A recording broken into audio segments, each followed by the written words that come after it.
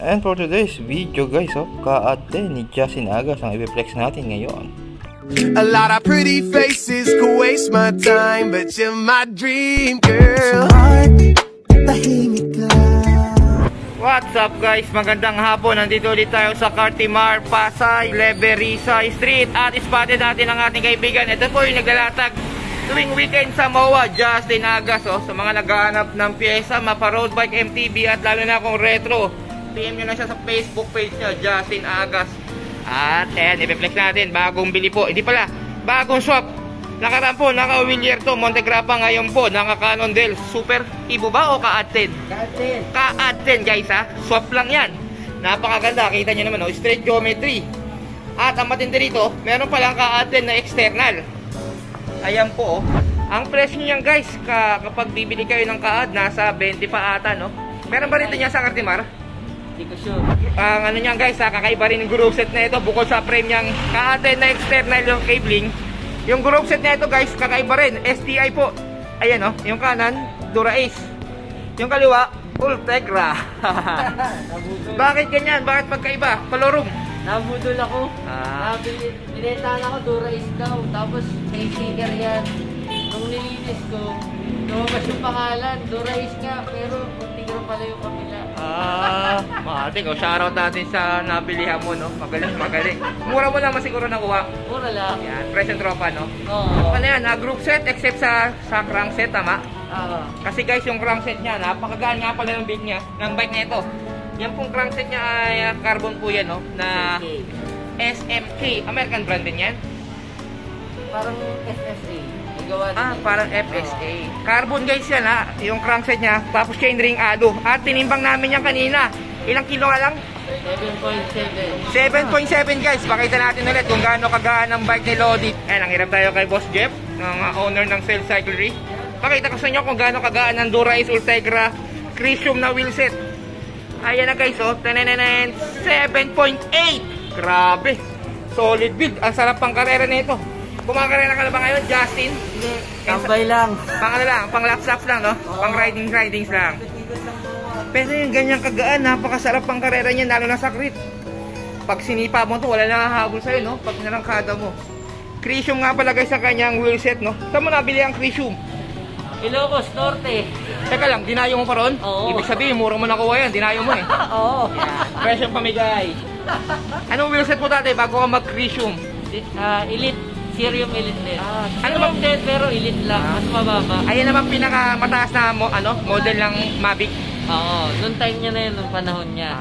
Yan ang pinakamataas. Ano guys, bladed spoke, no? Bladed spoke, tapos aluminum. Mukhang carbon pero aluminum yan. Ayan, no? Check tayo. At, makapal pa. Parang 80% pa, no? Tapos ang gulong niya guys, Continental Grand Sport. Grand Sport yung unahan. Tapos Ultra Sport yung kabila. Bakit colorum din? Pudpud na yung likod, kaya magkaiba? Mura lang din. Mura lang. Ganun talaga pag mura, no? Kuha ka na lang kuha. Tapos, eto rin guys, magkaiba rin, no? Aerowick, tapos, bakit ito? Hindi mo pa tinerno? Para gwapo ba? Mura. Mura lang. Ngayon talaga ang sagot dong guys, eh. Pag mura, basta mura. Kuha ka na lang kuha. Lang. Ang pedal niya guys, parehas kami. Nakalook rin po siya. Ang model ay Sprint pa to? Classic. Classic. Yan, classic. Bakit look? Mura din? Mura.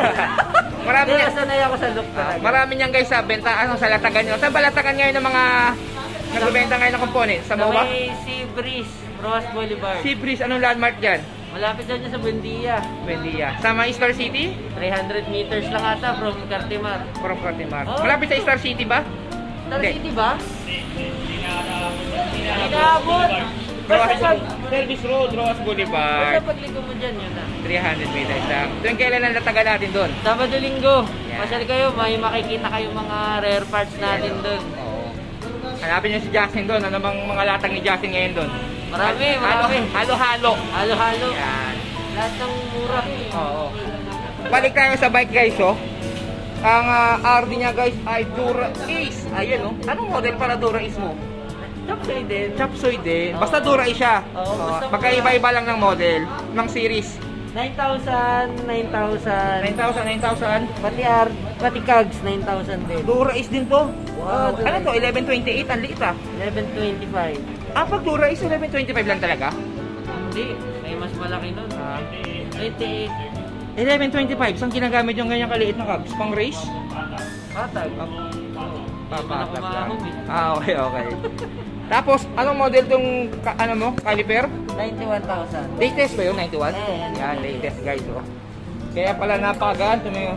Humigit po mo lang 7.7 kilogram. Tapos sauce, ay di pala sauce. Speed niya guys ay Imagine. Bago lang yan o dati na? Dati na. Kaya mura talaga yan ano? Parang Mura talaga yan. 2,000 ata no? Oo. Ano bang speedometer mo dati bago ka mag-Imagine? IG? Sauce? Cut-eye lang. Cut-eye. So nagagamit mo ba yan? Na-upload mo after mag-ride? Oo. Effect ano? Nagsising? Oo. Nagsising. Ayos, ayos. Wait lang guys. Pause ko muna. May tumatawag sa Okay guys, balik na po tayo. May tumawag lang sa aking customer. Kala ako si Teban Pintura. Sabi ko, kontakin si Teban sa Facebook page. Last topic natin, caliper, no? Dura E. Yan. Ang headset nito, Tanch o FSA? Tanch. Wow, Tanch. Pag sa PC guys, magandang klase yan, ano? Tapos seat post, 27.2 nga pala ang ano, seat tube ng seat post ng ano, Cannondale, no? 24? 27.2. 27.2. Yan, no? Stock mo ka, stock ng ano, no? Cannondale, no? Oo, kasi magawang na yan. Saka ano siya, naka-setback, no? Naka-backward siya. Tapos, bakit short stem ang stem? Anong kwento niyan? Mura. Mura, yun na yun. Kaya short stem siya. Mura guys ha. At ano to, parang 80 or 70 mm lang ata ito. 80 na Pro. Pro bike. Pati guys ang drop bar ay Pro. Yan o. At ang malupit dito, ito guys oh, yung anong tawag dito? Mount niya, barfly. Tingin nyo sa ilalim mo, pwede gamitan ng action cam. Teka, focus natin. Tapos may nakasabit na ganito. Pwede mo kabitan ng ilaw. Pwede ba namin malaman kung saan nabibili yan? Sa akin, Sa'yo, yan o. PM nyo lang po, Justin Agas. 400 pesos. Yan. Meron tayo yan. Yung iba guys, kasi nakikita ko mga mountain biker nandito sa taas, no? Ang daming pwede sabit nito. Medyo malinis, no? Kapantay lang ng speedo tapos ilaw. Tapos pwede ka pang mag-action cam dito. At ang ano niya guys, bar tape ay carbon look. Anong model to? Dinari lang. Unbranded lang, no? Oo, tigo 100 lang yun. 100 lang. Ayan na guys, natapik na ata natin lahat. Di pa pala. Saddle, San Marco. Legit na San Marco to, no? Tapos, ano railings? Titanium. Yun. At maganda yung top cap pa. Anong top cap to? May cartoon character. Ako ka lang si Shopee. Kasapi lang. Yan. So yun guys, so natapik na natin lahat. Baka balak mo ibenta yan. Magkano kaya yan naabutin?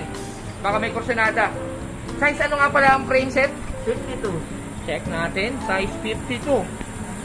Ayan, 52 nga guys. So, ang 52, anong height niyan? Para sa size 52? 5'6", 5'8". 5'7 pataas. 5'7 pataas. Ayan. Nagbabala ka ba ibenta niyan? May bala ka ba ibenta? If the price is right. Bakit hindi? Oo, PM niya lang po siya. Justin Agas, oh. Sa mga naghahanap ng ka-10. Alam po, maraming dream bike. Ito eh, ka-10 yung ganitong klase. Kahit external yan guys, napakaganda. Kita nyo naman, oh. Ang presyo nyan guys ay 75,000. Mahal ba o mura? Kung namumurahan kayo at kursunada nyan, PM nyo na si Justin Agas. Baka mabawasan pa yan.